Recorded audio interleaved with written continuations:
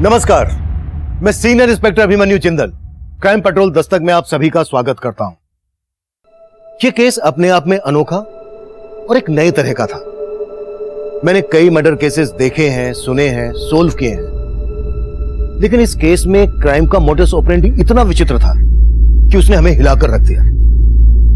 हत्याओं का मकसद रोंगटे खड़े कर देने वाला था। नामुमकिन को मुमकिन करने जैसे अपराध हुए थे। यह केस हर लिहाज से अकल्पनीय, अद्भुत और अमानवीय था। 21 फरवरी?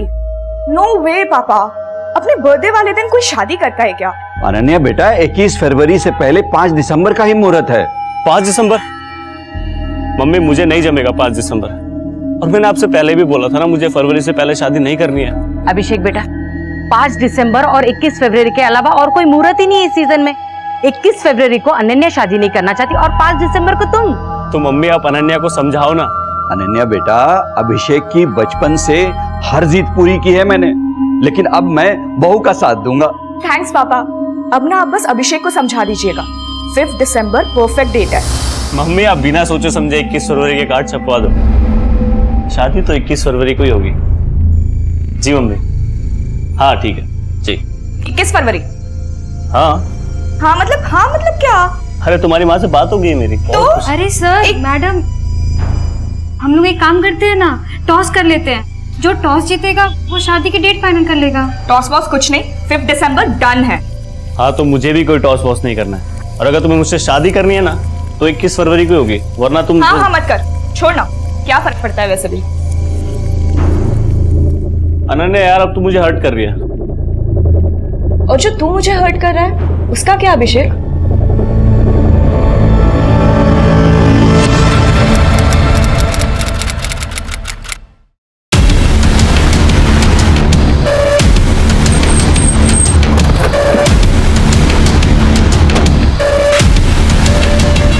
सर, इस तरह सर, लाश को देख के लग रहा है कि 2 मर्डर हुए हैं, लेकिन बॉडी एक ही मिली है।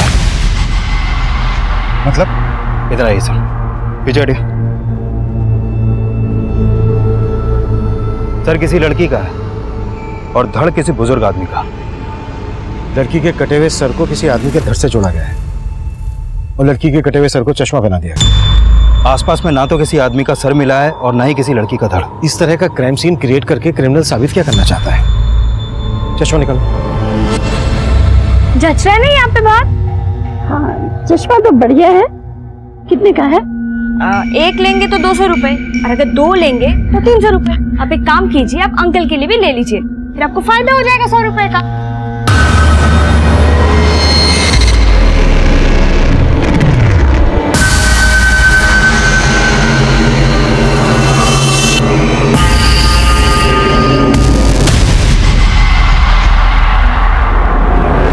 क्यों आप मेरा रास्ता क्यों रोक रहे हो? मैंने ना एक नॉवल में पढ़ा था, ये चश्मा ऐसा भी होता है, इसको पहनने के बाद सामने वालों के कपड़े के पार सब कुछ नजर आता है। तेरे पास है चश्मा ऐसा?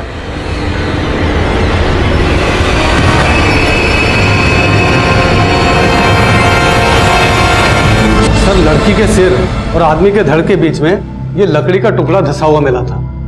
मतलब इस लकड़ी के सपोर्ट से दोनों लाशों को जोड़ा गया है। अच्छा डॉक्टर, लड़की के सिर और आदमी के धड़ को देखकर इन दोनों की उम्र का क्या अंदाजा लगाया जा सकता है? सर, लड़की की उम्र करीब 25 से 30 साल के बीच रही होगी और आदमी की उम्र करीब 55 साल से ऊपर रही होगी। एक 25 से 30 साल की औरत और लगभग 55 साल के आदमी के बीच ऐसा क्या ताल्लुक रहा होगा कि इन दोनों को मारकर इनकी लाश को जोड़कर ऐसा दिखाने की कोशिश की गई है कि ये एक ही लाश है और ऊपर से वो काला चश्मा। सर, सब कुछ चौंकाने वाला है। ऐसा क्राइम तो कोई सरफरा ही कर सकता है। सरफरा नहीं, ये किसी बहुत ही दिमागदार आदमी का काम है जिसने 2-2 मर्डर करके जानबूझकर ऐसा क्राइम सीन क्रिएट करने की कोशिश की है कि हम मर्डर के मोटिव को लेकर शुरुआत से कंफ्यूज हो जाए। विकास, इन दोनों के बाकी के बॉडी पार्ट ढूंढने पर जोर दो और पता करो कि 25 से 30 साल की औरत और लगभग 55 साल के आदमी की कहीं मिसिंग कंप्लेंट फाइल है क्या। Okay sir. हाँ अंकल, कुछ पता नहीं चल रहा अंकल। ना अनन्या मैडम का फोन लग रहा है, ना अभिषेक सर का। संगीता बेटा, अभिषेक और अनन्या के दोस्तों से मालूम किया कि वो दोनों कहाँ गए थे? हाँ अंकल, सबको फोन किया लेकिन दोनों को कोई खबर नहीं है। अब अंकल, वो अनन्या मैडम की मम्मी का फोन आ रहा है पीछे से, वो भी बहुत परेशान है। मैं आपको फोन करती हूँ 2 मिनट में। ठीक है बेटा। हेलो, हाँ आंटी। आंटी आप परेशान मत होइए, मैं अनन्या मैडम का पता करके बताती हूँ आपको।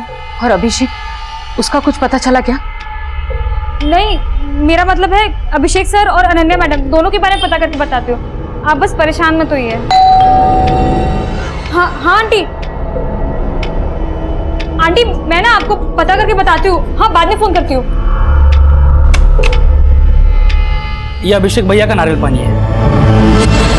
सर, सोनीपत के सेक्टर 7 के पुलिस स्टेशन में एक कपल की मिसिंग कंप्लेंट दर्ज हुई है। ये कपल सेक्टर 7 में ही रहता था। सर, लड़की का फोटो उस सर से मैच करता है जो हमें उस बुजुर्ग आदमी के धड़ के साथ मिला था।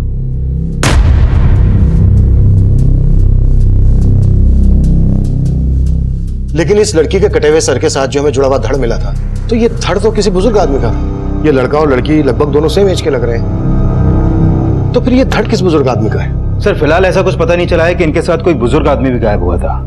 इन दोनों अभिषेक और अनन्या के बीच रिश्ता क्या है? सर, इन दोनों की शादी होने वाली थी और इनकी मिसिंग कंप्लेंट इनकी मेड संगीता ने करवाई थी।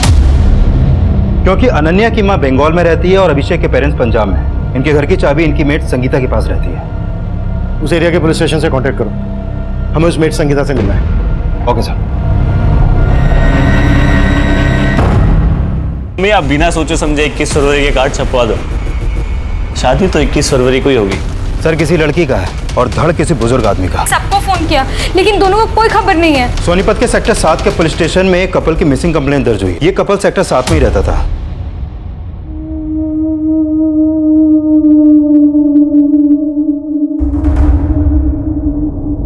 शर्मीन बेटा, मैंने तुझको पहले भी समझाया था बेटा, अब भी बोल रहा हूँ कि ये घर घर जाकर चश्मे बेचना बंद कर दे। बेटा 15 दिन बाद तेरा निकाह है, अब घर से ज्यादा बाहर मत रहा कर। अब बाहर जाने की कोई जरूरत नहीं बेटा। अब्बा, हमारा गुजारा ना मेरे घर बैठने से चलेगा और ना ही मेरी निगाह करके। और वैसे भी मुझे शादी नहीं करनी। अगर मैं शादी करके चली गई तो आपका क्या होगा? तू अभी तक अपना फर्ज निभाते आई है बेटा, अब मुझे मेरा फर्ज निभाने दे। मेरी फिक्र छोड़ दे बेटा। पर अब्बू, आज तो मुझे जाना ही होगा ना वहाँ पे।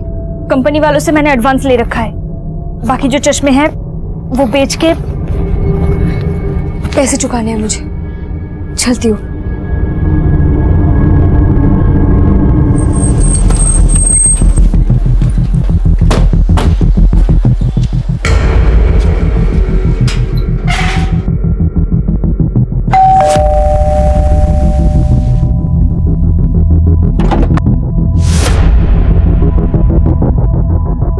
हमें अनन्या का कटा हुआ सर मिला है। कटा हुआ सर? हाँ, हमें अनन्या का कटा हुआ सर एक बुजुर्ग आदमी के धड़ के साथ मिला है। तुम ऐसे किसी बुजुर्ग आदमी को जानती हो जिनका अभिषेक और अनन्या से मिलना जुलना हो? नहीं सर, मैं ऐसे किसी बुजुर्ग को नहीं जानती।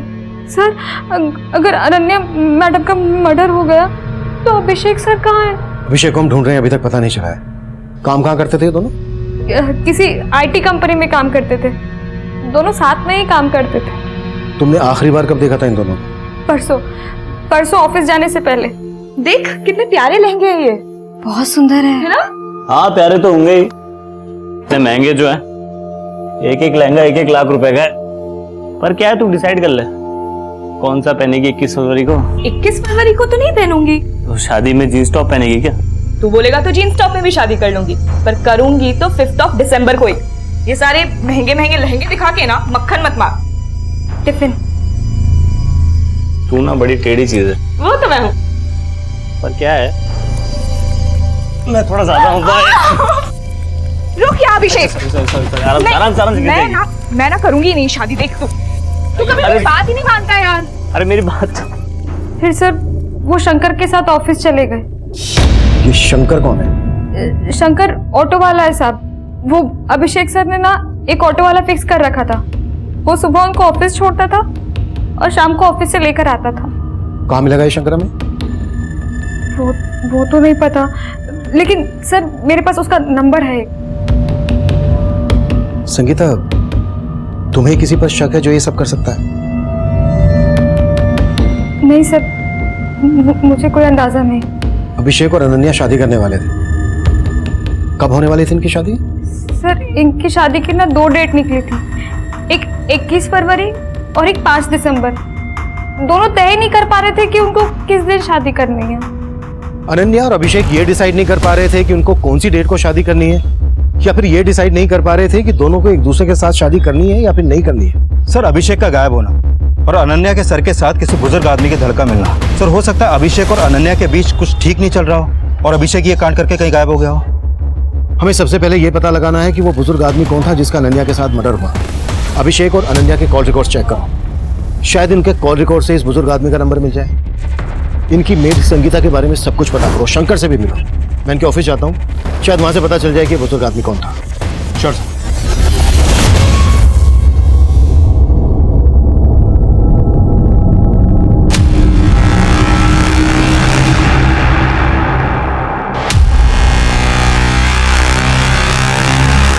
क्या चाहिए तुम लोगों को? चश्मा।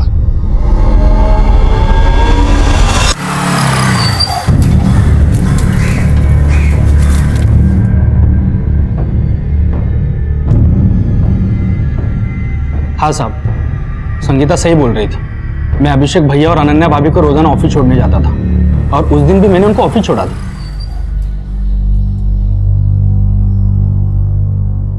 चलो भैया, टाइम पे आ जाना। हाँ भैया। लेकिन उस दिन तू उन्हें घर नहीं लाया था, कहाँ लेकर गया था उन्हें? साहब मैं कहीं नहीं लेके गया था। मैं जब उन्हें ऑफिस लेने गया तो अनन्या भाभी उनके एक दोस्त साहिल के साथ ऑफिस के बाहर आई थी।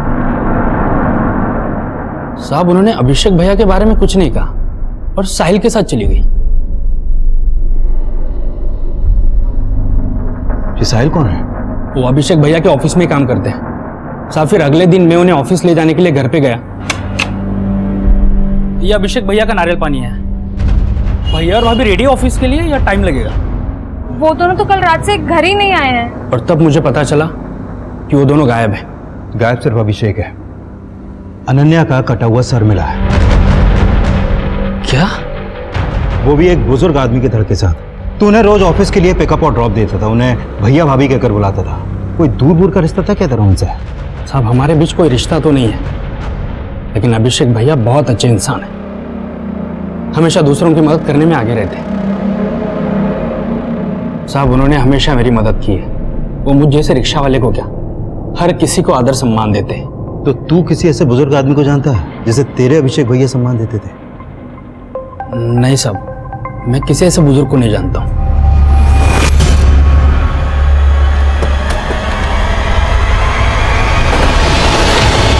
सर अभिषेक और अनन्या मेरे अंडर काम करते थे। आपके ऑफिस में कोई बुजुर्ग भी काम करते थे जो उनके साथ गायब है? बुजुर्ग नहीं सर। अच्छा, अभिषेक और अनन्या सिर्फ एक दूसरे के कलीग ही नहीं थे, बल्कि एक दूसरे से शादी करने वाले थे। इनका ऑफिस में किसी के साथ कोई झगड़ा, कोई इशू? नहीं सर, मुझे तो नहीं लगता। अभिषेक और अनन्या का आपस में कोई इशू? नहीं सर, अगर ऐसा कुछ होता तो वो शादी का फैसला क्यों लेते? हाँ, पर एक बात है सर। क्या? उस दिन अभिषेक ने मुझसे हाफ डे की लीव ली थी। सर मुझे अभी ऑफिस से जाना होगा। मुझे आज हाफ डे की लीव चाहिए। क्यों, क्या बात है? उसने रीजन तो नहीं बताया, लेकिन वो हाफ डे में ही चला गया था। हमें पता चला है कि उस दिन अनन्या अपने कलीग साहिल के साथ गई थी। साहिल कहाँ है? साहिल ने तो जॉब छोड़ दी। साहिल ने जॉब छोड़ दी? हाँ सर, वो तो बेंगलुरु में शिफ्ट होने वाला था। जिस दिन उसका लास्ट डे था, उसका बर्थडे था, हमने सेलिब्रेट भी किया था। Happy birthday to you, happy birthday to you.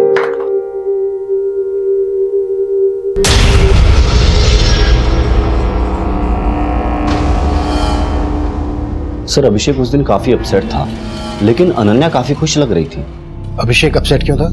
साहिल की वजह से बर्थडे पार्टी के बाद भी अनन्या और अभिषेक साहिल को लेकर ही बात कर रहे थे। अनन्या, मुझे कुछ नहीं सुनना साहिल के बारे में। अभिषेक, साहिल हमेशा के लिए बेंगलुरु जा रहा है और वो सिर्फ मुझे ही नहीं, ऑफिस के बाद तुम्हें भी अपने घर बुला रहा है। देखो ना, मैं उसके घर जा रहा हूँ और ना तुम जाओगे, समझ गए? क्या हो भाई, आप लोगों ने शादी की न्यूज़ तो दे दी लेकिन अभी तक इनविटेशन कार्ड नहीं दिया। तुम्हारे कहने का मतलब यह है कि अनन्या और अभिषेक के बीच जो अनबन थी वो साहिल की वजह से थी। तो क्या साहिल और अनन्या के बीच ऐसा कुछ था? सर, अभिषेक, अनन्या और साहिल तीनों अच्छे दोस्त थे। इवन हमें तो लगता था कि अनन्या का साहिल से अफेयर है, लेकिन अभिषेक ने जब शादी वाली बात कही तो हम सब हैरान हो गए। लेकिन साहिल इस बात पर अपसेट था। सर साहिल, जब तुम कह चुके थे कि हमारे बीच में कुछ नहीं हो सकता है, सब खत्म हो गया है, तो अब अगर मैं अभिषेक से शादी कर रही हूँ तो तुम्हें क्या प्रॉब्लम हो रही है? अनन्या, तुम अभिषेक को जानती नहीं हो। मुझे अब भी तुम्हारी फिक्र है। अभी तो तुम्हें अभिषेक बहुत अच्छा लग रहा है, लेकिन बाद में तुम पछताने वाली हो। पछताओगे मतलब? उसके कान बनने से अपने डिसीजन बदल देगी?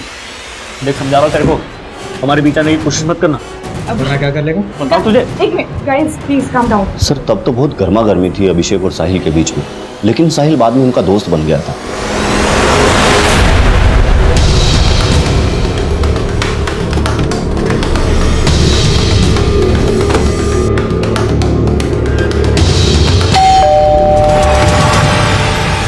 चलो अंदर देखो। विकास, सर आप क्या कर रहे हैं? सर, तुझे अच्छे से पता है हम यहाँ क्यों आए।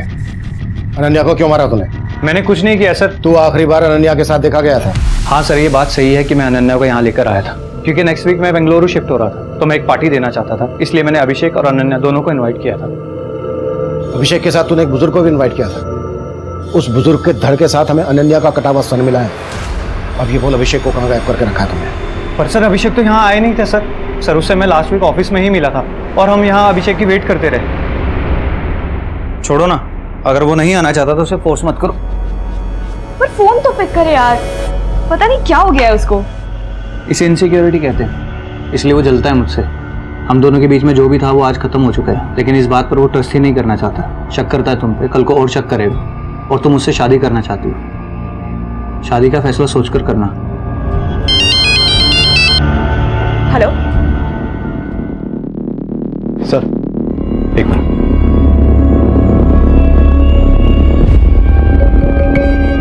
सर, यहाँ कुछ भी सस्पिशियस नहीं मिला, लेकिन अब इस पे भरोसा नहीं कर सकते। उस रात की एक्टिविटीज चेक करो। ओके सर, मुझे ये भी लग रहा है अगर अनन्या का अभिषेक के अलावा इस साहिल से भी रिलेशन है, तो हो सकता है जिस बुजुर्ग आदमी का धड़ अनन्या के सर के साथ मिला, उसके साथ भी अनन्या का कोई रिश्ता हो, जिसके बारे में किसी को नहीं मालूम।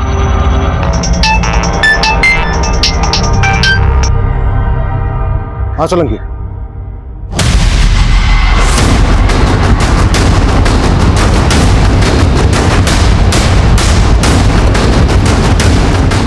आइए सर, ये बॉडी मिली है सर। इसने भी उसी तरह चश्मा पहन रखा है सर। इसका सर बुजुर्ग आदमी का है और धड़ किसी लड़की का है। ये देखिए सर, अभी 10-12 दिन पहले जब मैं गणेश नगर में पेट्रोलिंग कर रहा था तो ये बुजुर्ग मेरे पास भागे भागे आए थे और इन्होंने कहा था कि इनको किसी ने चाकू दिखाकर लूट लिया। सर, मैं इनके साथ उस क्राइम स्पॉट पर भी गया था जहाँ पे इनको लूटा गया था।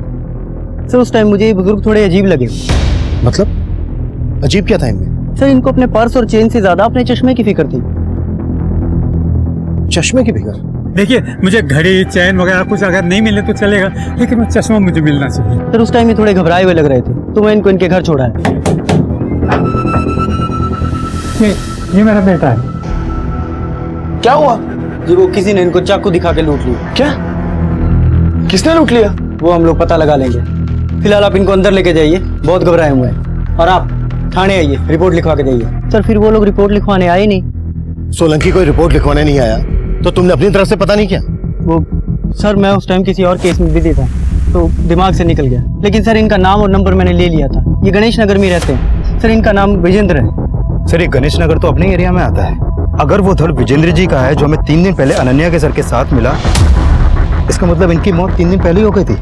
तो फिर विजेंद्र जी के घर वालों ने इनकी मिसिंग कंप्लेंट क्यों नहीं दर्ज करवाई? और ये सोलंकी बोल रहा है कि इन्हें अपने पैसे, चैन, इन सबसे ज्यादा अपने चश्मे की फिक्र थी। चश्मे की फिक्र? और दोनों क्राइम सीन पर हमें चश्मे मिले। Sir, excuse me sir. Hello, ठीक है सर। अभिषेक और अनन्या के पेरेंट्स सोनीपत आ गए। विकास, तुम अनन्या और अभिषेक के पेरेंट्स और बाकी सबसे पता करो कि इन बुजुर्ग का अभिषेक और अनन्या से क्या कनेक्शन हो सकता है। मैं सोलंकी के साथ इनके घर जाता हूँ और वहां से इनका एक प्रॉपर फोटो भेजता हूँ तुम्हें। श्योर साहब।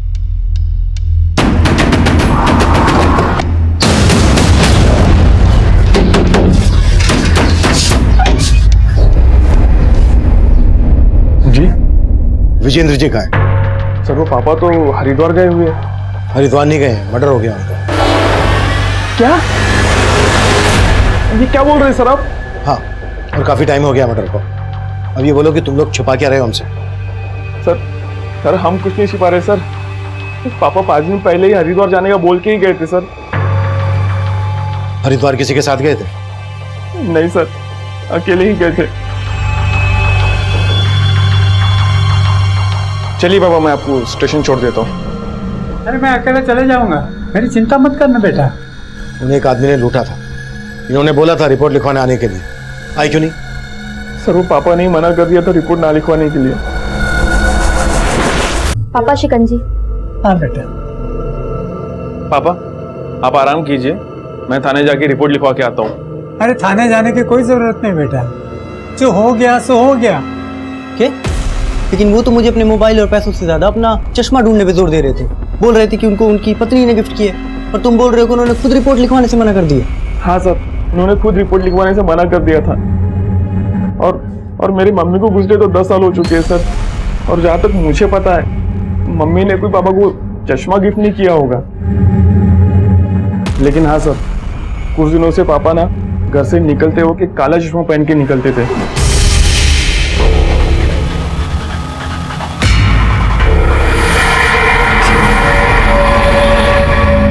विजेंद्र जी की लाश हमें 2 लड़कियों के साथ मिली। अभी जिस लड़की के साथ लाश मिली उनकी, उस लड़की के धड़ के साथ उनका सर जुड़ा हुआ था। लेकिन इससे पहले जिस लड़की के साथ में उनकी लाश मिला, उस लड़की के सर के साथ विजेंद्र जी का धड़ जुड़ा हुआ था, और वो लड़की ये है, और इसका नाम है अनन्या। जानते हैं उसको? नहीं सर, मैं तो इसे नहीं जानता। ये विजेंद्र थे, इन्हीं के बॉडी पार्ट्स को अनन्या के बॉडी पार्ट से जोड़ा गया था। आप लोग जानते हैं इन्हें? नहीं सर, मैं तो नहीं जानता, और हम तो यहाँ रहते भी नहीं। तुम जानते हो? नहीं सर, कभी विजेंद्र का नाम उनके मुंह से भी नहीं सुना, और ना ही इनके साथ कभी उनको देखा है।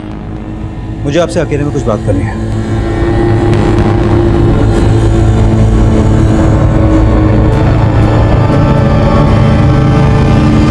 देखिए, मैं सुनने में आया कि अनन्या और अभिषेक के बीच में सब कुछ ठीक नहीं था। क्या कभी भी अनन्या ने इसके बारे में आपसे बात की? ऐसा कुछ भी नहीं है। वो लोग एक दूसरे से बहुत प्यार करते थे, बहुत खुश थे वो लोग। बल्कि आए दिन वो लोग मुझसे वीडियो कॉलिंग पे बात भी करते थे। माँ देखो, अच्छे है ना? और भी है, ये देखो, सब अभिषेक ने चूज किया है। ये कैसा लग रहा है? मैंने क्या क्या सपने देखे थे उन दोनों के लिए, और एक ही झटके में। लेकिन 21 फरवरी से प्रॉब्लम क्या थी अनन्या को, जो वो शादी नहीं करना चाहती थी? 21 फरवरी को अनन्या का बर्थडे है। वो अपना बर्थडे हमेशा स्पेशल तरीके से बनाती है, इसलिए वो उस दिन शादी नहीं करना चाहती थी, और कोई रीजन नहीं है। सर 5 दिसंबर 2 ही महीने बाद है, और अभिषेक चाहता था कि उसको थोड़ा सा टाइम मिल जाए, ताकि वो इस किराए के घर को छोड़कर अपना घर खरीद ले, और उसी घर में उसकी शादी हो। कोई घर वर देख रखा था अभिषेक ने? नहीं सर, अभी फंड्स कलेक्ट कर रहा था, और मैं भी उसकी उसमें मदद कर रहा था। लेकिन इसमें 2 राय नहीं है सर कि अभिषेक अनन्या से ही शादी करना चाहता था। अभिषेक और अनन्या के बीच में कोई मनमुटाव नहीं था सर।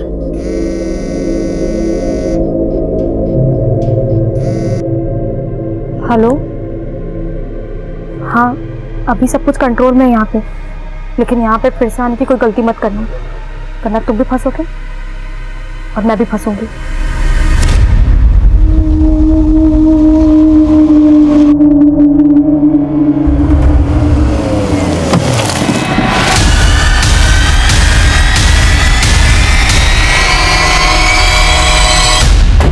सर मुझे तो विजेंद्र जी के बेटे पे भी शक हो रहा है। सर एक तो वो थाने में रिपोर्ट लिखवाने नहीं आए, ऊपर से बोल रहा है कि मेरे पिताजी हरिद्वार गए हुए थे। लापरवाही तुमसे भी हुई है। वो नहीं आए तो भूल गए उस चोर को जिसने विजेंद्र को लूटा था? सर मैं गया था विजेंद्र जी के साथ उस जगह, सर मैंने देखा था वहाँ पे कोई सीसीटीवी नहीं था। सर विजेंद्र जी ने उस चोर का हुलिया बताया था, बोला था कि उसने अपना मुंह ढका हुआ था, उसकी आंखें भूरे रंग की थी। तो अब ढूंढो उस भूरी आंख वाले चोर को, शायद वहां से हमें कोई लीड मिल जाए और इस बार कोई कोताही नहीं होनी चाहिए। जी सर। सर अभिषेक और अनन्या के कॉल रिकॉर्ड में भी विजेंद्र जी का नंबर नहीं मिला, लेकिन दोनों के फोन मुरथल में बंद हुए। अभिषेक के फोन से लास्ट कॉल अनन्या को मुरथल से हुआ और उसके बाद अनन्या का फोन भी मुरथल तक ट्रेवल हुआ और फिर इन दोनों के फोन वहां पर बंद हो गए। हमें लाशें मिली गुहाना में और फोन बंद हुए मुरथल में।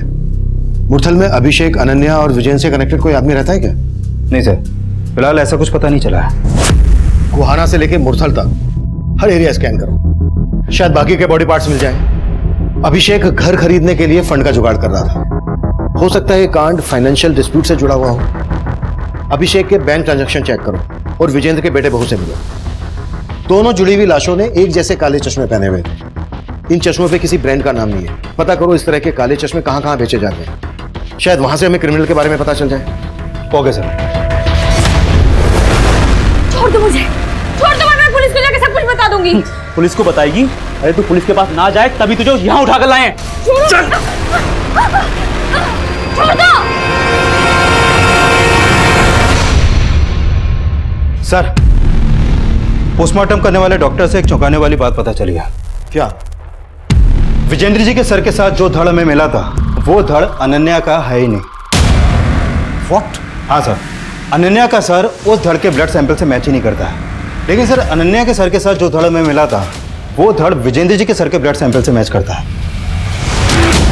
मतलब विजेंद्र जी के साथ अनन्या के अलावा किसी और लड़की की भी हत्या हुई है? हाँ सर, और उस लड़की की उम्र 22 से 25 साल के बीच की होगी। ये केस वाकई में अफेयर और रंजिश का है या फिर किसी साइको और सीरियल किलर का काम है? सर ये अभिषेक की बैंक स्टेटमेंट। अभिषेक और अनन्या के मोबाइल फोन 7 सितंबर को रात 9 बजे बंद हुए थे और अभिषेक के अकाउंट से 8 सितंबर की सुबह को 40,000 रुपए निकाले गए। इसका मतलब अभिषेक के गायब होने के बाद पैसे निकाले गए और अभिषेक के अकाउंट से पैसे निकाले गए हैं सोनीपत के सेक्टर 11 के एटीएम से। विकास, उस एटीएम की फुटेज निकालो। सर। और उस चोर का पता चला जिसने विजेंद्र को लूटा था? नहीं सर, मैंने कई हिस्ट्री शीटर्स को खंगाला है, लेकिन सर कुछ आइडिया नहीं लग रहा। प्लीज मुझे जाने दो, मैं तुम्हारे आगे हाथ जोड़ रही हूँ, मुझे जाने दो। ये तभी जाने देंगे जब तू मेरी बात मानेगी, समझी? जैसा मैं बोलूंगा वैसा ही करेगी। चल।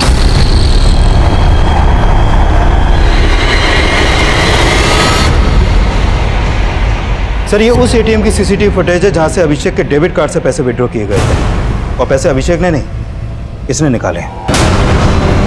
साहब मैंने कुछ नहीं किया साहब। बोल, क्या कांड किया तूने और कौन कौन लोग शामिल हैं तेरे साथ? साहब मैंने कोई कांड नहीं किया, खुद अभिषेक भैया ने मुझे डेबिट कार्ड दिया था पैसे निकालने के लिए। हाँ बस। यार तूने वो फाइल दिया था क्या? हाँ बस हो ही गया कंप्लीट। हाँ भैया मैं आपसे बोला था ना, मुझे 30,000 रुपए की जरूरत थी, तो कुछ हो जाता तो। अरे हाँ एक मिनट, 40,000 निकाल लेना, 10,000 मुझे चाहिए। साहब वो कार्ड उन्होंने मुझे उनके गायब होने के 2 दिन पहले दिया था। बेवकूफ समझ रहा है हमें, कहानी बना रहा है? साहब मैं कोई कहानी नहीं बना रहा, अभिषेक भैया ने खुद मुझे कार्ड दिया था और एक्स्ट्रा 10,000 रुपए निकालने के लिए कहा था। वो तब से लेके अभी तक जेब में लेके घूम रहा हूँ, लेकिन वो अचानक से गायब हो गए। तो वो जहाँ गायब है तू जानता है? साहब मैं नहीं जानता हूँ। अभिषेक सर अपना कार्ड शंकर को क्यों देंगे? सर ये शंकर जरूर झूठ बोल रहा है। हाँ सर, आप पता कीजिए उसने अभिषेक के साथ क्या किया। सर अनन्या को तो हम खो ही चुके, कम से कम अभिषेक को। तुम्हारे पापा को 2 जवान लड़कियों के साथ जोड़ रही है पुलिस। उनके रहते तो बदनामी का डर था ही, उनके जाने के बाद भी कोई कम बदनामी नहीं हो रही है। सच में ये पापा ऊपर जाने के बाद में भी हमें चैन से जीने नहीं दे रहे। मैं तुमसे कह रही थी पुलिस को जाकर खबर कराओ कि पापा हरिद्वार के नाम से निकले और फिर गायब हो गए हैं। अब भुगतो पुलिस को ना बताने का नतीजा। ये पुलिस वाले हमें चैन से जीने नहीं देंगे। सर मुझे लगता है शंकर सच बोल रहा है, क्योंकि मैंने चेक किया अभिषेक के गायब होने से पहले भी शंकर ने उसके अकाउंट से कई बार पैसे विड्रॉ किए। लेकिन अभिषेक की मेड संगीता तो शंकर पर शक जता रही है। सर हो सकता है वो झूठ बोल रही हो या फिर अभिषेक ने उसे बताया ही ना हो। अभिषेक का एक ऑटो ड्राइवर को अपना डेबिट कार्ड देना उतना ही अटपटा है जितना कि ये केस अटपटा है। हो सकता है अभिषेक ने पहले से प्लान बना के रखा हो और उसने अपने इस प्लान में शंकर को भी इन्वॉल्व कर लिया हो। एक काम करो, शंकर को छोड़ दो, जाने दो उसे, पर उस पर नजर रखो। हो सकता है इससे हमें अभिषेक की लीड मिल जाए। ठीक है सर। सर एक बात और पता चली है, अभिषेक के गायब होने से पहले उसका कार्ड कई बार दिल्ली और हरियाणा की अलग अलग वाइन शॉप और बार्स में भी स्वाइप किया गया है। जिन जिन बार में भी अभिषेक का डेबिट कार्ड स्वाइप हुआ है वहां पर अभिषेक के बारे में पता करो और अनन्या के बैंक अकाउंट भी चेक करो, शायद यहां से हमें कोई लीड मिल जाए। Sure sir.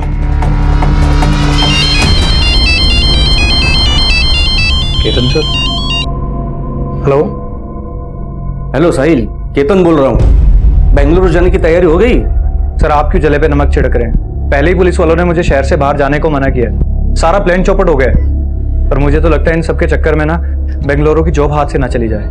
टेंशन मत लेना, वहां की जॉब हाथ से निकल गई ना तो अपनी कंपनी में काम करने वापस आ जाना, ठीक है? Okay sir.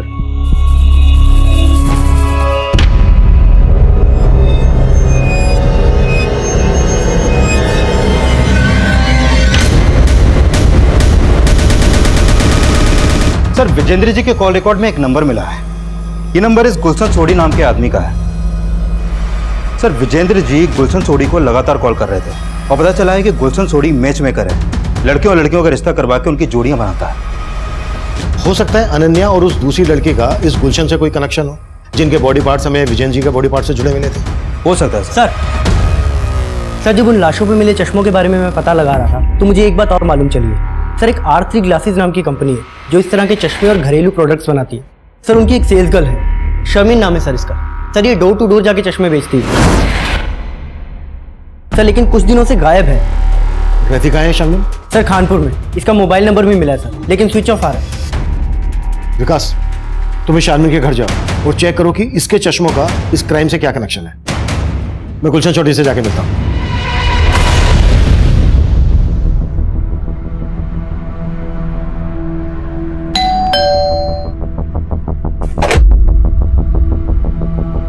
जी गुलशन चौधरी।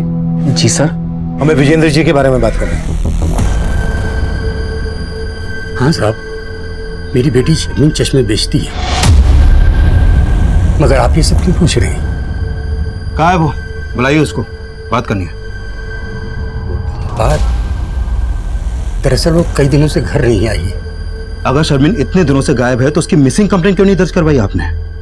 साहब दरअसल एक हफ्ते बाद उसका निकाह था, क्या अचानक वो गायब हो गई?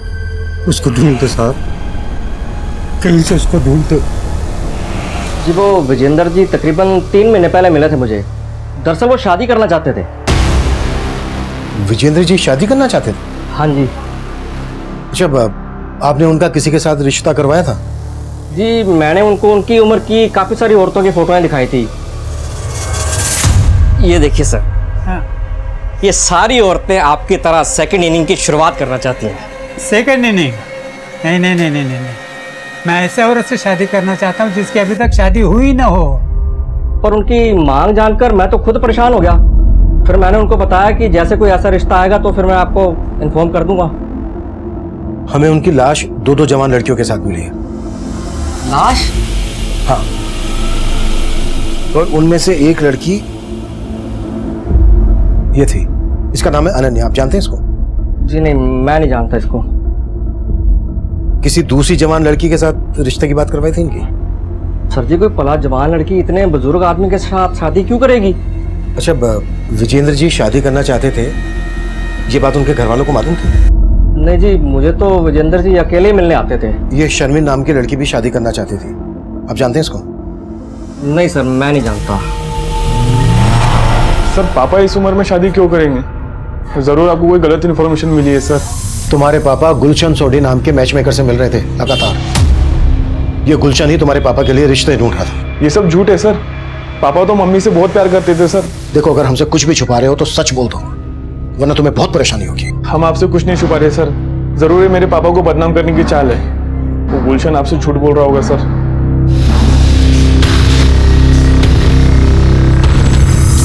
सर, चूंकि विजेंद्र जी का सर और धड़ दोनों मिल गए हैं, इसलिए उनकी कंप्लीट पोस्टमार्टम रिपोर्ट तैयार हो गई है। इस रिपोर्ट के मुताबिक विजेंद्र जी को मारने से पहले उनको कोई नशीली चीज खिलाई गई थी। मतलब विजेंद्र जी का गला नशे की हालत में काटा गया? नहीं सर, ऐसा नहीं है। विजेंद्र जी को पहले नशा देकर बेहोश किया गया, फिर उनका गला घोटा गया जिससे उनकी सांसें रुक गई, और फिर विजेंद्र जी की मौत होने के बाद उनका गला काटा गया। सर, अगर विजेंद्र जी वाकई में शादी करना चाहते थे तो ये रिवर्स ऑनर किलिंग का भी तो एंगल हो सकता है। तुम्हारे कहने का मतलब यह है कि विजेंद्र जी के बेटे और बहू को इनका शादी करना शान के खिलाफ लगा? हो सकता है सर, और विजेंद्र जी की बीवी आने से उनके बेटे बहू का उनकी जायदाद पे हक भी कम हो जाता। ये केस इतना अटपटा है कि समझ में नहीं आ रहा है कि इसमें कोई पर्सनल एंगल है या फिर कोई बहुत बड़ा गेम है।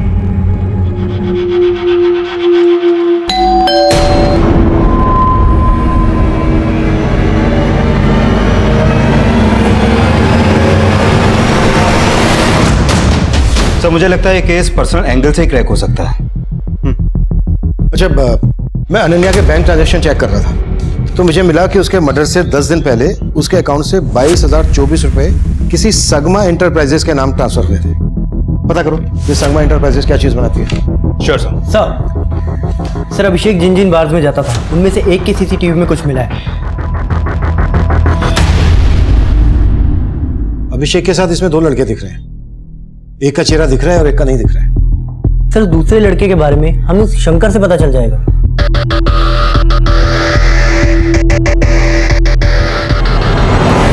साहब ये अभिषेक भैया के दोस्त थे, लेकिन मैं इन्हें नहीं जानता। तो खुद बैठ के इनके साथ पी रहा था और बोल रहा है तू इनको नहीं जानता? साहब तब मैं अभिषेक भैया को सिगरेट देने गया था। अरे भाई जैसा तुम्हारे। भैया आपका सिगरेट। हाँ तू भी बैठ जा। अरे नहीं भैया, मैं कैसे पी सकता हूँ, आपको घर पे छोड़ना है। अरे बैठ ना, इधर आ। और भैया ने जबरदस्ती बिठा लिया मुझे। इसका स्केच बनवा सकता है? साहब पहले और आखिरी बार मिला था, कुछ याद नहीं आ रहा है। सोलंकी, इसकी याददाश्त चली गई है, जरा याददाश्त वापस लाने में इसकी मदद कर। साहब मुझे सच में नहीं मालूम है साहब मैं सच कह रहा हूँ साहब, मुझे नहीं मालूम। सर, अनन्या के बैंक अकाउंट से जिस संगमा इंटरप्राइजेस कंपनी को पैसे ट्रांसफर हुए थे वो कंपनी सीसीटीवी कैमरा और हिडन कैमरा इंस्टॉल करने का काम करती है। मैंने उधर बात की तो पता चला कि अनन्या ने अपने घर में सीसीटीवी कैमरा नहीं बल्कि हिडन कैमरा इंस्टॉल करवाए थे। Hidden camera? हाँ सर, और वो कैमरे अनन्या ने खुद इंस्टॉल करवाए थे।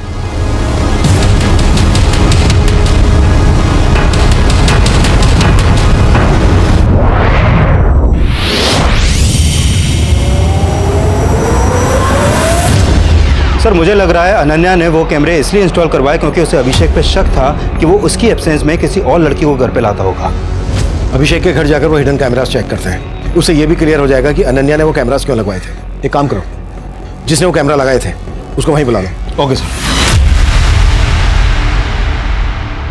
विद्या जी, हम लोगों को पंजाब जाना बहुत जरूरी है और हम लोग चाहते हैं कि आप भी हमारे साथ चलें। नहीं, आप लोग अभिषेक के बिना पंजाब जा सकते हैं, लेकिन जब तक मेरी बेटी के लाश के बाकी हिस्से नहीं मिल जाते मैं कहीं नहीं जाऊंगी।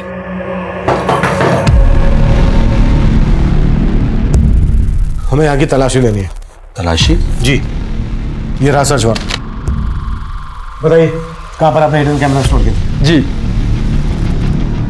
ऐसी बातें कर रहे हैं सर आप? आपको अभी पता चल जाएगा।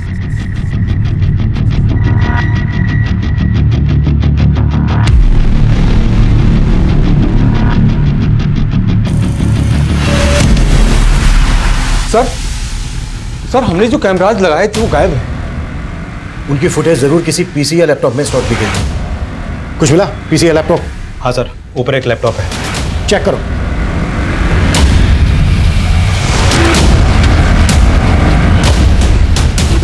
सर इसमें कोई फुटेज नहीं है।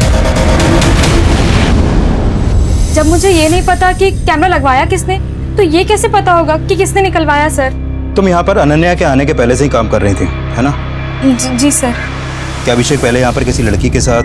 नहीं सर, अभिषेक सर वैसे नहीं थे जैसा आप सोच रहे हैं। हो सकता है संगीता भी शंकर की तरह अभिषेक की वफादारी कर रही हो।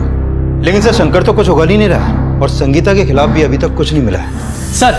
सर अभिषेक के साथ जो ये लड़का बार में बैठा है, इसका मोबाइल नंबर हमें इस शमीन के कॉल रिकॉर्ड में मिला है। व्हाट? जी सर सत्यम नाम है इसका मोबाइल नंबर भी कई दिनों से बंद आ रहा है।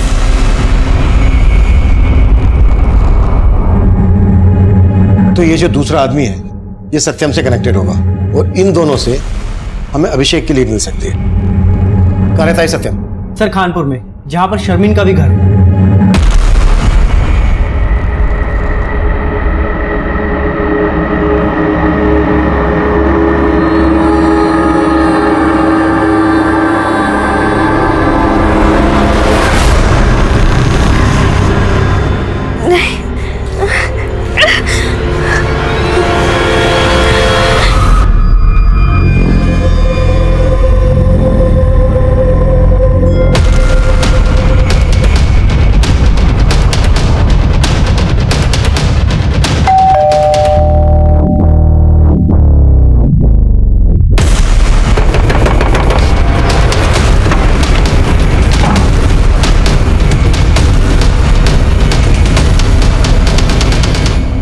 सर फेस पर, इसके हाथों पर, बॉडी पर कई जगह चोटों के निशान है। ऐसा लग रहा है जैसे इसको मार पड़ी हो। लेकिन दरवाजा अंदर से लॉक था। इसने वाकई में सुसाइड किया है? और ये फांसी की रस्सी कुछ अजीब नहीं लग रही? सर जी, ये राजू है, सत्यम का पड़ोसी।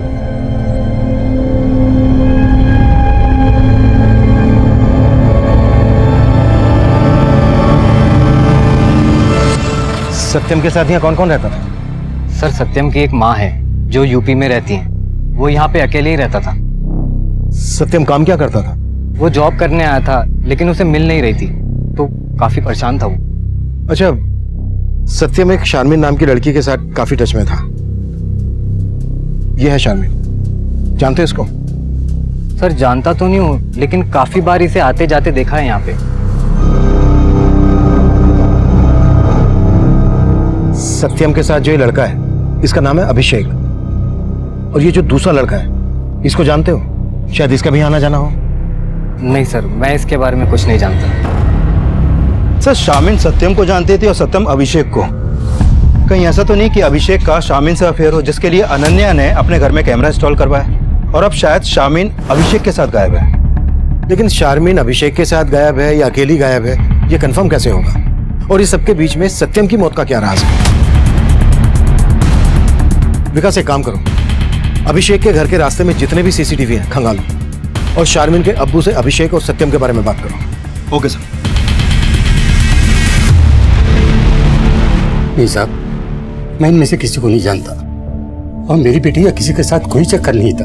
अरे उसकी तो अभी शादी होने वाली थी। मेरी बच्ची को ढूंढने दीजिए साहब, उसने कुछ गलत नहीं किया है लेकिन उसके साथ जरूर कुछ गलत हो रहा है। न जाने मेरी बच्ची कहाँ किस हाल में होगी।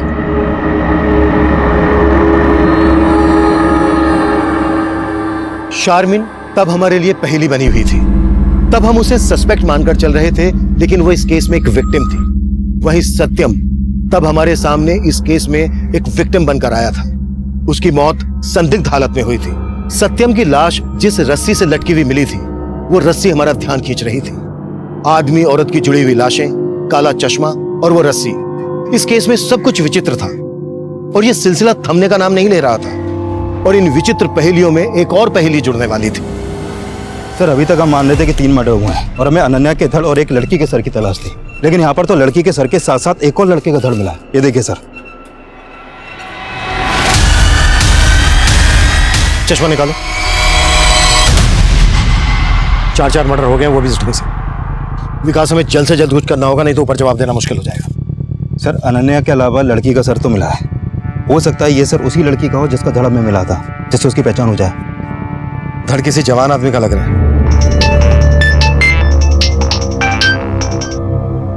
हाँ सोलंकी। सर अभिषेक के घर के पास वाले सीसीटीवी में मुझे शर्मीन या कोई और लड़की तो नहीं दिखाई दी है, लेकिन हाँ सर एक लड़का दिखाई दे रहा है जो मुझे सस्पिशियस लग रहा है। ये देखिए सर, ये रास्ता अभिषेक के घर की तरफ जाता है और अभिषेक और अनन्या के गायब होने के पहले ये लड़का लगभग रोजाना अभिषेक के घर की तरफ जाता था और कई घंटों बाद लौटता था।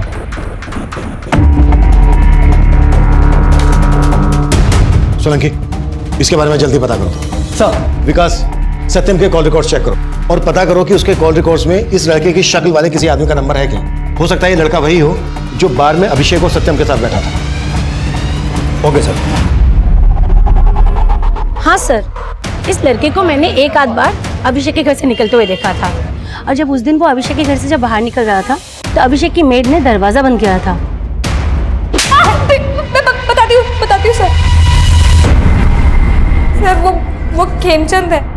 तेरा और खेमचंद का इस कांड से क्या लेना देना है? कोई लेना देना नहीं है सर, वो बस मेरा बॉयफ्रेंड है सर। बॉयफ्रेंड? कहाँ मिलेगा तेरा बॉयफ्रेंड खेमचंद? सर वो एवरेस्ट प्लाजा बिल्डिंग में गार्ड है। तो वो हिडन कैमरा इसलिए निकलवाए ताकि तेरा और तेरे बॉयफ्रेंड खेमचंद का राज ना खुले? नहीं साहब, मैंने कोई कैमरा नहीं निकलवाया, हम तो बस प्यार करते थे।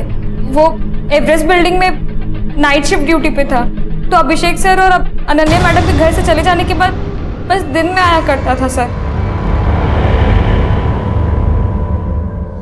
सर मैं सिर्फ संगीता से मिलने जाता था सर, इसके अलावा मैंने कुछ नहीं किया सर।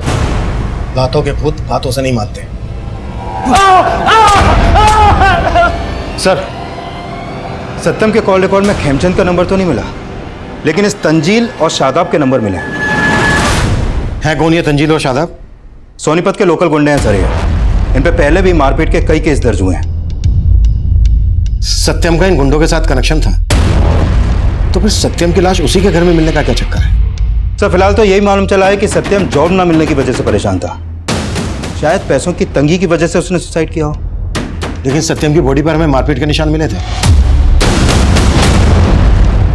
विकास, शादाब और तंजील को उठा के लेकर आओ। हो सकता है बार में अभिषेक और सत्यम के साथ जो वो दूसरा लड़का है वो इन दोनों में से कोई है। Okay sir.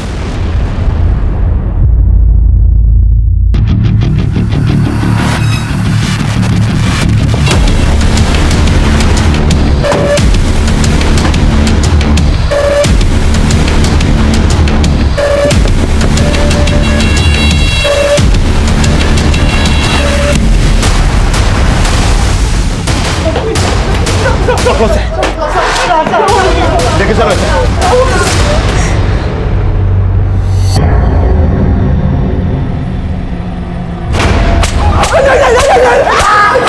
सोलंके, साहब हमने किसी को नहीं मारा साहब। मैं शर्मिंद को पसंद करता था साहब, और वो सत्यम को चाहती थी, उससे निकाह करना चाहती थी, इसलिए हमने उसको उठा लिया साहब।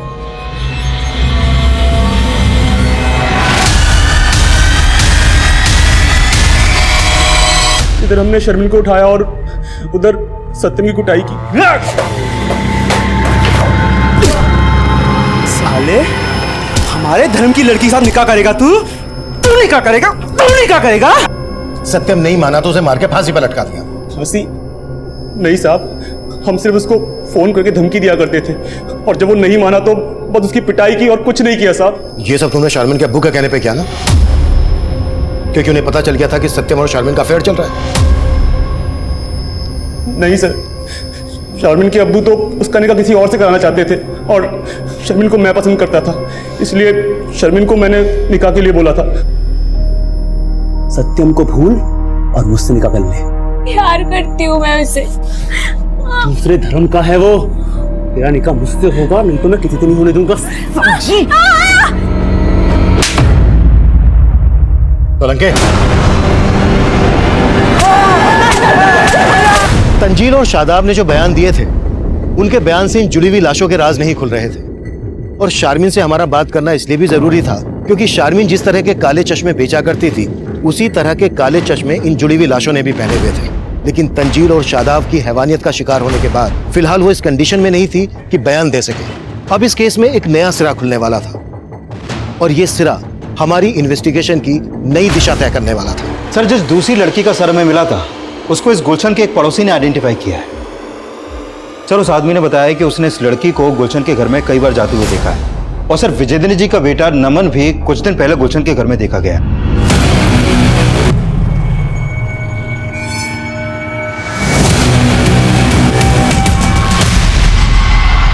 तुम ऐसे किसी बुजुर्ग आदमी को जानती हो जिनका अभिषेक और अनन्या से मिलना जुलना हो? अनन्या भाभी उनके एक दोस्त साहिल के साथ ऑफिस के बाहर आई थी। सर, अभी तक हम मान रहे थे कि 3 मर्डर हुए, लेकिन यहाँ पर तो लड़की के सर के साथ साथ एक और लड़के का धड़ मिला। सर, जिस दूसरी लड़की का सर में मिला था उसको इस गुलशन के एक पड़ोसी ने आइडेंटिफाई किया है, सर उस आदमी ने बताया कि उसने इस लड़की को गुलशन के घर में कई बार जाते हुए देखा है और सर विजेंद्र जी का बेटा नमन भी कुछ दिन पहले गुलशन के घर में देखा गया है। नहीं साहब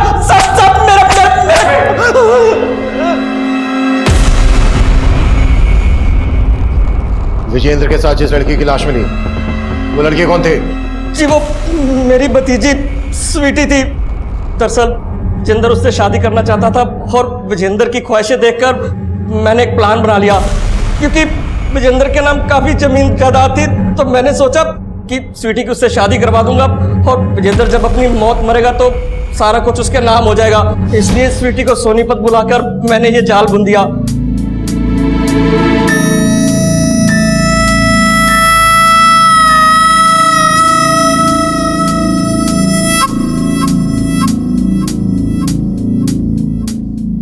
और देखते देखते वो स्वीटी पर लट्टू हो गया।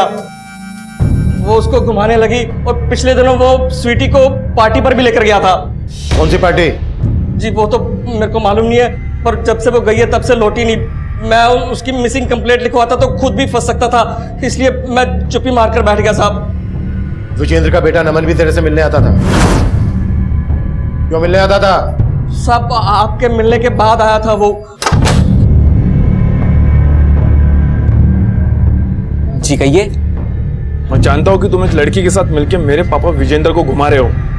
बोलो कौन है वो लड़की? भाई कौन सी लड़की? तुम्हें कोई गलतफहमी हो गई है। मैं किसी लड़की बड़की को नहीं जानता।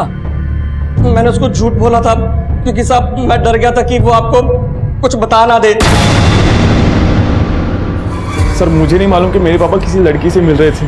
जब आपने मुझे गुलशन के बारे में बताया तब मैं वहां गया, और जानना तो जरूरी था ना सर कि वो लड़की कौन थी जिसके चक्कर में मेरे पापा को लेकर लोग तरह तरह की बातें बना रहे थे। और इसी लोग लज्जा से बचने के लिए तूने अपने पापा और उस लड़की को? नहीं सर, मैंने ऐसा कुछ नहीं किया। गुलशन ने हमें बताया कि तेरे पापा स्वीटी के साथ एक पार्टी में गए थे। इस बारे में कुछ जानता है? पार्टी? हाँ। नहीं सर, पापा तो मुझे हरिद्वार जाने का बता के गए थे।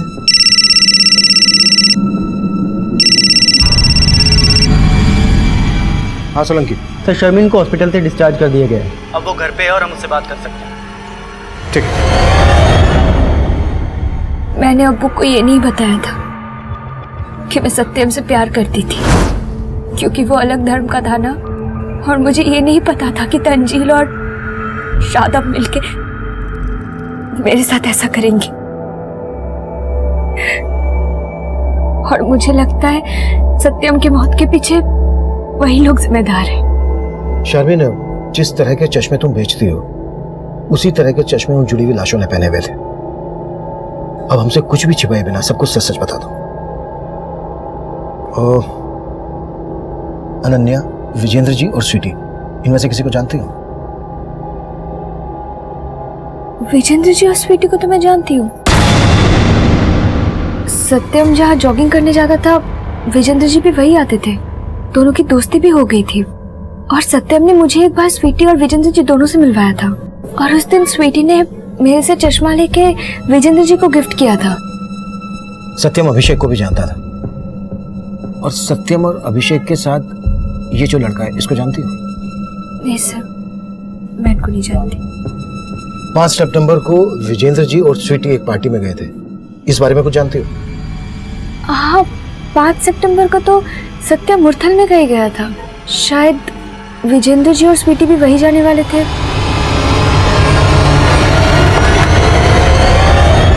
सर अनन्या और अभिषेक का फोन भी मुरथल में ही बंद हुआ था, और विजेंद्र जी, स्वीटी और सत्यम भी मुरथल ही गए थे। शायद वो पार्टी मुरथल में ही हो। लेकिन गुहाना में लगभग 15-15 किलोमीटर की दूरी पर हमें सबकी लाशें मिली, और मुरथल में सब क्यों और किस वजह से इकट्ठा हुए हो? सर हो सकता है अभिषेक ने इन सबको वहां पर इकट्ठा किया हो। पर किस मकसद से? और ऐसी भी क्या पार्टी हुई जिसमें सबके सब मारे गए और सबकी लाशों को जोड़कर उन्हें काले चश्मे पहना दिए गए? सत्यम ने सुसाइड कर लिया, वो भी इस अनोखी सी दिखने वाली रस्सी से लटक कर। और सर अभी तक हमें यह भी नहीं पता चल पाया है कि स्वीटी के सर के साथ जो धड़ हमें मिला था वो किस लड़के का था। हमें कैसे भी करके उस लड़के का सर और अनन्या के धड़ का पता करना है। गुहाना से लेकर मुरथल तक पूरा एरिया स्कैन करो और पता करो ये सब के सब कौन सी जगह पर मिले थे। Okay sir.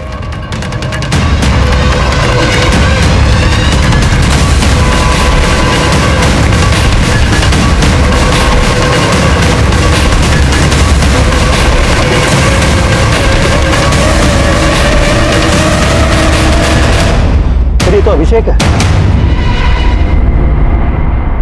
अभिषेक को हम सस्पेक्ट मानने की गलती कर रहे थे, लेकिन तब यह साफ हो गया था कि अभिषेक, अनन्या, विजेंद्र और स्वीटी का मर्डर हुआ था। और सत्यम की पोस्टमार्टम रिपोर्ट से भी यह साफ हो गया था कि सत्यम ने सुसाइड किया था। बाकी के विक्टिम्स की पोस्टमार्टम रिपोर्ट और फोरेंसिक रिपोर्ट इस केस में नए राज खोलने वाली थी। अभिषेक, अनन्या, विजेंद्र जी और स्वीटी, इन सबकी पोस्टमार्टम रिपोर्ट के मुताबिक इन सबको मारने से पहले बेहोशी की दवा दी गई और फिर इनका गला घोटा गया, जिनसे इनकी मौत हो गई और मौत होने के बाद ही इनका गला काटा गया। और सर, इस रिपोर्ट में यह भी सामने आया है कि 5 सितंबर को लगभग एक ही टाइम पर इन सबको मारा गया। और सर, सत्यम की मौत का भी इन सबके मर्डर से कनेक्शन है। ऐसा भी क्या कनेक्शन है जो इतना कॉन्फिडेंट है? सर, अभिषेक का सर और अनन्या के धड़ को जिस लकड़ी के सपोर्ट से जोड़ा गया था, उस लकड़ी पर एक धागे का टुकड़ा मिला है। सर, वो धागे का टुकड़ा उसी रस्सी का है जिस रस्सी से लटक कर सत्यम ने अपनी जान दी थी। इस अनोखी रस्सी का इस केस से तगड़ा कनेक्शन है। विकास, पता करो कि इस तरह की रस्सी कहां कहां मिलती है। I am very much sure वहां से इस केस की लीड जरूर मिलेगी।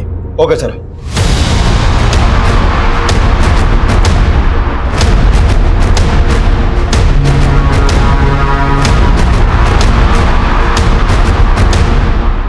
नहीं सर, ऐसी रस्सी कोई सप्लायर नहीं बनाता। पर हाँ, कुछ दिन पहले ही एक आदमी ने हमसे ऑर्डर करके खुद इस डिज़ाइन की रस्सी बनवाई थी। मेरी ये सिद्ध माला आपकी हर परेशानी को दूर कर देगी। एक बार अवश्य आजमाइए। चलो मेरे साथ। क्या बदतमीजी है ये? रस्सियां बनवाई तो क्या हत्यारा हो गया मैं? छोड़िए मुझे। अब तो छूटने नहीं वाला है। मुरथल में फार्म हाउस है ना तेरा? 5 सितंबर को पार्टी भी दी थी तूने। कौन कौन लोग थे तेरे साथ? किसके कहने पे ये कांड किया?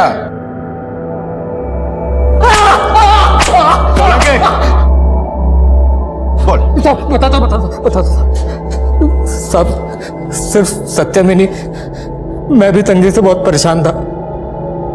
मेरे घर पे प्रेग्नेंट बीवी थी और गांव में सत्यम की बूढ़ी माँ। साहब, हमें जॉब नहीं मिल रहा था। हताश होकर एक दिन हम एक बार में गए। वहाँ हमारी मुलाकात अभिषेक से हुई। वो अक्सर उस बार में आता था। बहुत ही जिंदा दिल आदमी था साहब वो। जब हमने अपनी तकलीफों के बारे में उसे बताया तो वो बोला, देखो तुम दोनों फिक्र मत करो, मेरे अच्छे कॉन्टेक्ट से मैं तुम दोनों की जॉब लगवा दूंगा। सिर्फ कुछ ही मुलाकातों में अभिषेक ने सिर्फ अपने बारे में ही नहीं, अपने बीवी अनन्या के बारे में भी सब कुछ बता दिया था। उसने पैसों से भी हमारी काफी मदद की थी साहब। जगह जगह जॉब इंटरव्यूज के लिए भेजा, लेकिन हमारी किस्मत खराब थी साहब। कुछ काम ही नहीं मिला हमको। फिर हमें लगा हमारा ग्रह नक्षत्र खराब है। फिर हम एक बाबा के पास गए। तंत्र शास्त्र में कुछ भी असंभव नहीं है, कुछ भी। मैंने वर्षों तंत्र विज्ञान के एक नुस्खे पे काम किया है और उस नुस्खे से मैं तुम्हें एक ऐसी चीज दे सकता हूं जिसे अपने पास रखने से तुम्हें नागमणि रखने से भी ज्यादा लाभ होगा। सर, बस मुझे नौकरी और मेरा प्यार शर्मिन मिल जाए, उसके लिए मैं कोई भी उपाय करने के लिए तैयार हूँ। हाँ, ये सच है। मैंने ही राजू और सत्यम से कह के 2 सच्चे प्यार करने वाले जोड़ों को वहां बुलवाया था। सर, मैं अभिषेक को जानता था। मालूम था कि वो अनन्या से सच्चा प्यार करता है। वहीं सत्यम की पहचान विजेंद्र अंकल से थी। वो भी किसी जवान लड़की के प्यार में पागल थे। फिर उस रात हमने उन लोगों को झूठ बोला कि हमारी जॉब लग गई है और पार्टी के लिए उन्हें मुरथल बुला लिया। बाबा ने हमको बोला था कि उस रस्सी से चारों का गला घोट के मारना है, इसलिए सबसे पहले हमने उनकी कोल्ड ड्रिंक में नशे की दवा मिला दी थी और फिर उन्हें पिला दी।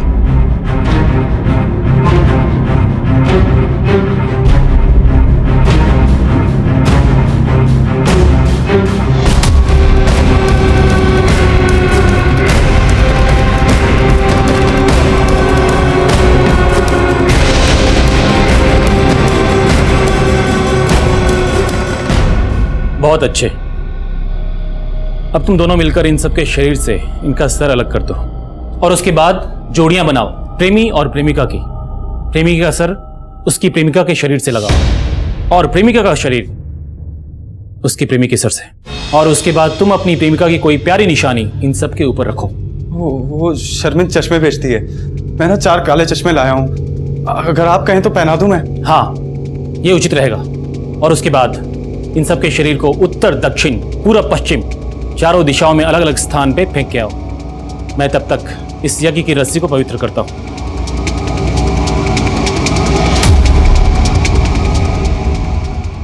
अधूरी रस्सी के लिए हमने उस बाबा को 51,000 रुपए अभिषेक से उधार मांग के दिए थे और उसने कहा था उसको रखने से ये होगा वो होगा, लेकिन कुछ नहीं हुआ था साहब, उल्टा हमें ही दोष दे रहा था वो। मेरी साधना में कोई कमी नहीं थी। पहले तो मुझे लगा था शायद उनके प्रेम में कोई त्रुटि थी, उनका प्यार सच्चा था ही नहीं, शायद इसलिए मेरी रस्सी का असर नहीं दिखा। लेकिन बाद में पता चला उन मूर्खों ने प्रेमी प्रेमिका की जोड़ियां ही गलत बनाई थी। उसने तो अपना पल्ला झाड़ दिया और हम इतना सब कुछ करने के बावजूद वही के वही थे। ऊपर से तंजील और शादाब शर्मिन को उठा के ले गए थे। सत्यम बहुत टूट गया था अंदर से साहब। पता नहीं कहाँ ले गए वो शर्मिन को, लेकिन छोड़ूंगा नहीं उनको। रुक सत्यम रुक, होश से काम ले। होश ही तो नहीं है यार, और सबसे ज्यादा होश तो इस जादुई रस्सी ने उड़ा के रखे हैं। सोचा था इस रस्सी के मिलने से सारे काम बन जाएंगे, ने अपने दोस्तों को मार दिया यार। ने गलत करा राजू, इसीलिए हमारे साथ गलत हो रहा है। हम दोनों बहुत शर्मिंदा थे साहब, लेकिन मुझे नहीं पता था कि सत्यम जब आप उसके घर पर आए तब पता चला कि उसने सुसाइड कर लिया। अब ये सब कुछ सर्वेश बाबा की वजह से हुआ है। अब हम आपको अपनी प्रतिभा दिखाएंगे और फर्स्ट एक्सपेरिमेंट, लोगों को मार के उनके साथ एक्सपेरिमेंट करता है। इतना कुट्टो इसको, इतना कुट्टो कि इसकी सारी प्रतिभा निकल जाए। इस केस में पागलपन की सभी सीमाएं लांघ दी गई थी। हमने सोचा नहीं था कि यह केस तंत्र और अंधविश्वास से जुड़ा होगा। कभी कभी जो हम सोचते हैं हकीकत उससे बिल्कुल अलग होती है।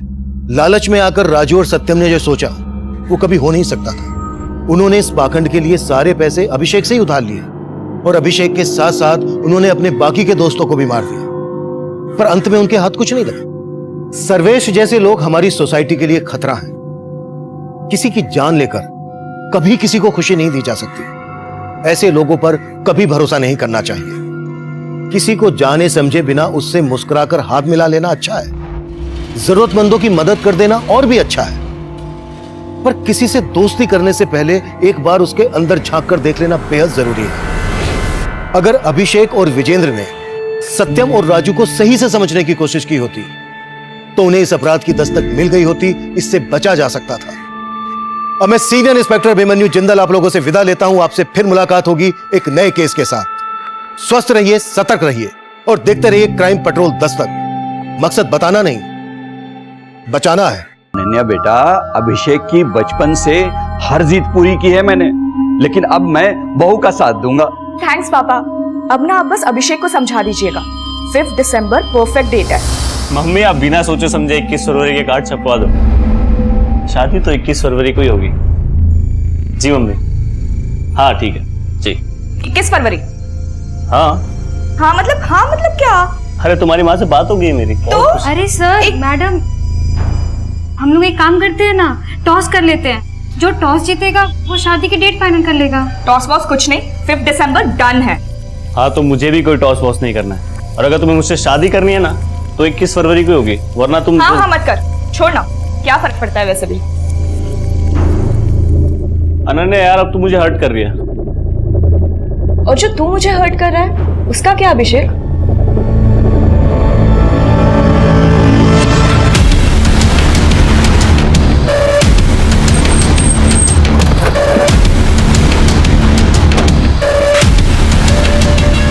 सब इस तरह सर, लाश को देख के लग रहा है कि 2 मर्डर हुए हैं, लेकिन बॉडी एक ही मिली है।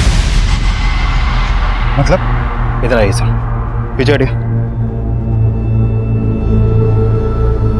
सर किसी लड़की का है और धड़ किसी बुजुर्ग आदमी का। लड़की के कटे हुए सर को किसी आदमी के धड़ से जोड़ा गया है और लड़की के कटे हुए सर को चश्मा बना दिया गया। आसपास में ना तो किसी आदमी का सर मिला है और ना ही किसी लड़की का धड़। इस तरह का क्राइम सीन क्रिएट करके क्रिमिनल साबित क्या करना चाहता है? चश्मा निकालो। जच रहा है नहीं यहाँ पे बात? हाँ चश्मा तो बढ़िया है। कितने का है? आपके ऑफिस में कोई बुजुर्ग भी काम करते थे? नहीं सर। हाँ, पर एक बात है सर, उस दिन अभिषेक ने मुझसे हाफ डे की लीव ली थी। सर, अभिषेक का गायब होना और अनन्या के सर के साथ किसी बुजुर्ग आदमी के धड़ का मिलना, तो हो सकता है अभिषेक और अनन्या के बीच कुछ ठीक नहीं चल रहा हो और अभिषेक ये कांड करके कहीं गायब हो गया हो। मम्मी, आप बिना सोचे समझे 21 फरवरी के कार्ड छपवा दो। शादी तो 21 फरवरी को ही होगी। सर, किसी लड़की का है और धड़ किसी बुजुर्ग आदमी का। सबको फोन किया लेकिन दोनों को कोई खबर नहीं है। सोनीपत के सेक्टर 7 के पुलिस स्टेशन में एक कपल की मिसिंग कंप्लेंट दर्ज हुई। ये कपल सेक्टर 7 में ही रहता था। तुम ऐसे किसी बुजुर्ग आदमी को जानती हो जिनका अभिषेक और अनन्या से मिलना जुलना हो? अनन्या भाभी उनके एक दोस्त साहिल के साथ ऑफिस के बाहर आई थी। सर, अभी तक हम मान रहे थे कि 3 मर्डर हुए, लेकिन यहाँ पर तो लड़की के सर के साथ साथ एक और लड़के का धड़ मिला। सर, जिस दूसरी लड़की का सर में मिला था उसको इस गुलशन के एक पड़ोसी ने आइडेंटिफाई किया है। सर, उस आदमी ने बताया कि उसने इस लड़की को गुलशन के घर में कई बार जाते हुए देखा है और सर विजेंद्र जी का बेटा नमन भी कुछ दिन पहले गुलशन के घर में देखा गया है।